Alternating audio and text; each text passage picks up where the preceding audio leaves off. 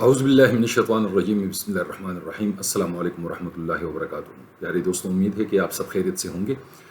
आज का ये वीडियो मैं एक बहुत ही अहम माशरती मसले पर जो हम सबको दरपेश हैं उस पर रिकॉर्ड कर रहा हूँ। इसीलिए शुरू में मेरी आप सबसे दरख्वास्त है कि ये मुख्तसर वीडियो पैगाम अव्वल ता आखिर गौर से देखिएगा, सुनिएगा।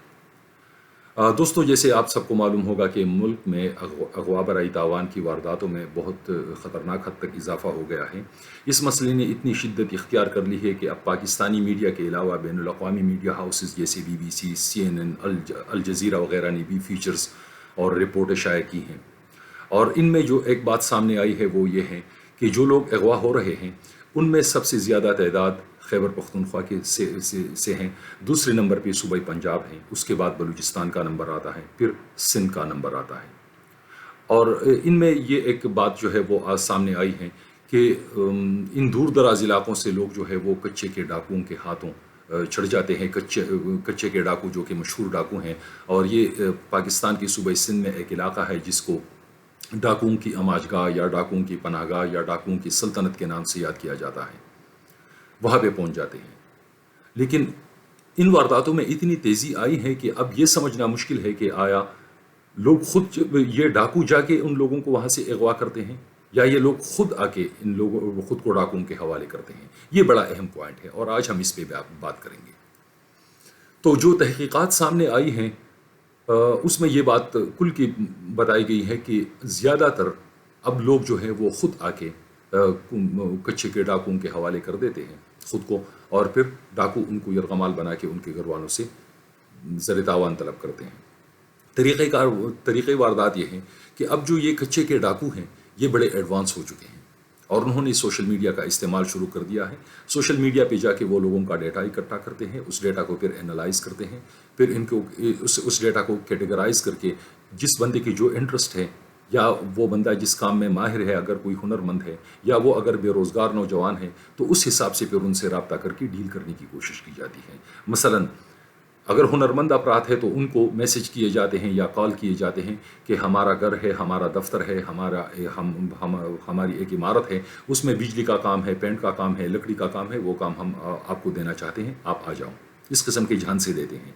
अगर वो कोई बेरोज़गार तालीम याफ्ता नौजवान है तो उसको मैसेज या पैगाम भेजा जाता है कि हम आपको नौकरी देना चाहते हैं, हमारा दफ्तर है या हमारी कोई कंपनी है, उसमें एक जगह खाली है, आप हमसे राब्ते में हो जाओ, इस नंबर पर रब्ता करो।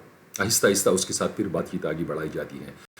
जिन लोगों को इलेक्ट्रॉनिक्स में इंटरेस्ट है जैसे मोबाइल फ़ोन्स वगैरह, उनसे कहा जाता है कि हमारे पास आला मॉडल आला क्वालिटी के मोबाइल फ़ोन्स है जैसे आईफोन, सैमसंग, वो हम आपको बेचना चाहते हैं, या हमारे पास जो है वो गाड़ी है वो हम बेचना चाहते हैं, और कीमत इतनी कम बताई जाती है कि सुन के मुंह में पानी आ जाता है। फिर कुछ लोगों के इंटरेस्ट होते हैं लड़कियों में, तो उन लोगों का, और ये वारदातें सबसे ज़्यादा हो रही हैं लड़कियों के नाम पे। उसमें लड़की के नाम से मैसेज किया जाता है या टेक्स्ट मैसेज किया जाता है या वॉइस मैसेज, और उसमें उस लड़के से बात की जाती है और उसको फंसाया जाता है। अब लड़की ओरिजिनल भी असल भी हो सकती है, क्योंकि कच्चे के डाकुओं के लिए किसी लड़की की खिदमत हासिल करना कोई मुश्किल काम नहीं है, लेकिन ऐसे ऐप्स भी हैं जो मर्द की आवाज़ को लड़की की आवाज़ में तब्दील कर देते हैं, या कुछ लोग इतने माहिर होते हैं कि वो हूबहू लड़की की आवाज़ निकालना जानते हैं। तो इस तरीके से उन लोगों के साथ रब्ता किया जाता है और उनको अपने जाल में फंसाया जाता है। जब शिकार फंस जाता है तो फिर उस शिकार को बुलाया जाता है कि फ़लाँ जगह पे पहुंच जाओ। ये बंदा जब वहाँ पे पहुंच जाता है तो वहाँ पे एक और बंदा आ जाता है किसी गाड़ी में, या कोई बंदा आके कहता है मैं वही बंदा हूँ जिसने आपको काम देना है, या मैं उसका नौकर हूँ या उसका भाई हूँ या उसका सेक्रेटरी हूँ, आपके पास आपको लेने आया हूँ। उसके पास गाड़ी होती है या मोटरसाइकिल, जो भी सवारी हो। या फिर अगर लड़की का केस हो तो कोई बंदा आके कहता है कि मैं मैडम की तरफ से आया हूँ, मैडम ने मुझे आपको लेने भेजा है, क्योंकि वो फारिग नहीं है, मसरूफ़ हैं। तो मैडम का नाम सुन के और फिर गाड़ी देख के और फिर ये सोच के कि गाड़ी भी उसके लिए नौकर चला रहा है, तो ये तो मेरी निकल पड़ी, मेरे तो वारे नयारे हो गए, तो बंदे के मन में लड्डू फूटने शुरू हो जाते हैं और वो खुद बरज़ा व रग़बत उनके साथ गाड़ी में बैठ के रवाना हो जाता है। यानी ये खुद को अगवा कर, खुद अपने आप को अगवा करने वाली बात हो गई। ये लोग फिर उस बंदे को अपने अड्डे पे, अपने ठिकाने पे लेके जाते हैं, वहाँ पे उसके हाथ पैर फिर बांध दिए जाते हैं, उस पर बदतरीन किस्म का तशद्दुद होता है और उसका वीडियो बनाया जाता है। ऐसी भी इत्तलात हैं कि कुछ लोगों को बरहना भी किया गया है, नंगा किया गया है और उनके वीडियोज़ बनाए गए हैं। कुछ लोगों को वीडियोज़ बनाते वक्त गोलियाँ भी मारी गई हैं, टांग में, हाथ में, اور وہ ویڈیوز پھر ان کے گھر والوں کو بھیجے جاتے ہیں اور ان سے تاوان کا مطالبہ کیا جاتا ہے۔ پھر گھر والے بیچارے پریشان اپنی عمر بھر کی جمع پونجی سے محروم ہو جاتے ہیں، یا اپنا مال مویشی اپنا گھر بار بیچ دیتے ہیں، یا لوگوں سے ادھار لیتے ہیں یا چندے کرتے ہیں اور پیسوں کا بندوبست کر کے اپنے لاڈلے کو چھڑانے کی تگودو کرتے ہیں۔ ایسی بھی اطلاعات ہیں کہ جب گھر والوں نے کسی مجبوری کی وجہ سے، مثلا غربت کی وجہ سے ڈاکوؤں کو تاوان ادا نہیں کیا تو جو مغوی ہے اس کو جان سے مار دیا جاتا ہے۔ ایسے بہت سارے لوگ جان سے بھی گئے ہیں۔ تو ایسے میں ہمیں لوگوں میں آگاہی پھیلانے کی ضرورت ہے، خود بھی ہمیں شعور پکڑنے کی ضرورت ہے کہ ہم خود بھی آگاہ ہوں ان طریقے وارداتوں سے، اور ہم دوسروں کو بھی آگاہ کریں، اپنے گھر والوں کو، اپنے پیاروں کو۔ ہمیں سوچنا چاہیے اور اتنی کامن سینس ہم میں ہونی چاہیے کہ ایک بندہ اگر مجھے کوئی لیپ ٹاپ یا کوئی موبائل فون یا گاڑی اتنی کم قیمت پہ بیچ رہا ہے تو اس کا کریکٹر کیسے ہوگا؟ کیا وہ حاتم طائی کا بیٹا ہے جو مجھے 35 لاکھ کی گاڑی 8-10 لاکھ روپے میں آفر کر رہا ہے، یا 5 لاکھ روپے کا یا 4.5 لاکھ روپے کا سامسنگ اور آئی فون مجھے 80-90 ہزار روپے میں یا 60-70 ہزار روپے میں بیچ رہا ہے؟ تو وہ خود کوئی ڈاکو ہو سکتا ہے، وہ خود کوئی چور ہو سکتا ہے۔ تو ایک تو یہ چیز ہماری سمجھ میں ہونی چاہیے اور ان لوگوں سے ہمیں دور رہنا چاہیے۔ اور اگر کوئی بندہ مجھے جاب کسی کام کے لیے بلا رہا ہے، میں ہنر مند ہوں اور مجھے کہتا ہے آ کے میرے گھر میں بجلی کا کام ہے، پینٹ کا کام ہے، لکڑی کا کام ہے، وہ آ کے کرو، تو مجھے یہ سوچنا چاہیے کہ پاکستان کا وہ کون سا شہر ہے، وہ کون سا قصبہ، کون سا گاؤں ہے کہ جس میں ایسے ہنرمند افراد درجنوں کے حساب سے میسر نہیں ہیں۔ میرا چھوٹا سا گاؤں ہے لیکن وہاں پہ درجنوں کے حساب سے یہ تمام کام جاننے والے لوگ موجود ہیں، ماہرین موجود ہیں، اور ایک ڈھونڈو تو 1000 ملتے ہیں۔ پھر آپ کو یہ سوچنا چاہیے کہ یہ کس دنیا میں آپ لوگ رہ رہے ہیں، یا یہ لوگ کس دنیا کے باسی ہیں کہ یہ سندھ کے دور دراز کچے کے علاقے سے آپ کو فون کر کے خیبر پختونخوا یا پنجاب کے علاقوں سے اپنے لیے لوگ منگا رہے ہیں اور بلا رہے ہیں کیا کہ ان کے گھر میں بجلی کا کام کرے، یا سندھ کے دوسرے شہروں سے لوگوں کو بلایا جاتا ہے، یا بلوچستان سے اب ان کو افرادی قوت چاہیے۔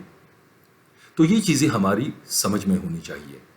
اور پھر جب لڑکیوں کی بات ہے تو خدا کے لیے میں اپنے دوستوں سے یہ بات اکثر کرتا ہوں، اگر ابھی بھی آپ لوگوں کو میں اپنا فون دکھاؤں تو کل بھی مجھے ایک میسج آیا ہے، ٹیکسٹ میسج میرے ٹیلی نار کے نمبر پہ، ایک لڑکی کے نام سے، فوزیہ یا فازیہ ایسا کوئی نام اس نے لکھا ہے، میں آپ کی کال کا انتظار کر رہی ہوں۔ تو کرو نا انتظار، خدا کے لیے ہوش کے ناخن لیجئے۔